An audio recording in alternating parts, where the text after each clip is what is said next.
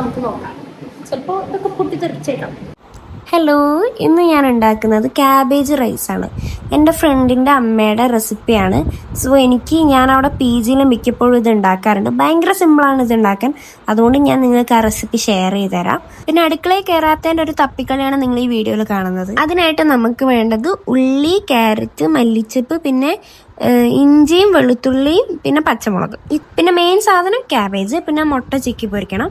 ഞാൻ അടുക്കള ഭയങ്കര അലങ്കോലാക്കിയിട്ടാണ് കുക്ക് ചെയ്യാറ്. അതുകൊണ്ട് അമ്മയുടെ അടുത്ത് നല്ല രീതിക്ക് ചീത്ത കേൾക്കും. പക്ഷെ നമ്മളൊന്ന് കാര്യമാക്കി എടുക്കരുത്.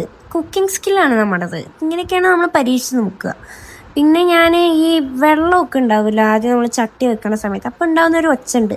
അതെനിക്ക് ഭയങ്കര ഇഷ്ടമാണ്. അതാണ് ഞാൻ എന്തൊക്കെയോ പറയുന്നുണ്ട്, സ്റ്റൗ എടുത്ത് മാറ്റും കാര്യമൊക്കെ. സ്റ്റൗവാണോ എന്തോ. എന്നിട്ട് നമ്മൾ ഈ സാധനങ്ങളൊക്കെ ഇടും. ആദ്യം നമ്മൾ ഇഞ്ചി വെളുത്തുള്ളി ഇടും. അപ്പോൾ ഭയങ്കരമായിട്ട് എണ്ണ തെറിക്കുന്നുണ്ടായിരുന്നു. ആ പേടിയാണ് എൻ്റെ മുഖത്ത് നിങ്ങൾ ഈ കാണുന്നത്. അത് കഴിഞ്ഞ് നമ്മൾ ഉള്ളി ഇട്ടു. ഉള്ളി ഇടുമ്പോൾ ഒരു ഒച്ച ഉണ്ടാവും. അതെനിക്ക് ഭയങ്കര ഇഷ്ടമാണ്. എന്നിട്ട് ഇതൊക്കെ നമ്മൾ വാട്ടിയെടുക്കുക. എന്നിട്ട് അതിലേക്ക് കുറച്ച് മഞ്ഞൾപ്പൊടി ഇടുക. പിന്നെ നമ്മൾ ക്യാരറ്റ് ഇടുക. ഇതൊക്കെ കാണാമല്ലോ. പിന്നെ അടുക്കളയിൽ കാണുന്ന എല്ലാ മസാലപ്പൊടി എടുത്തിട്ടോ.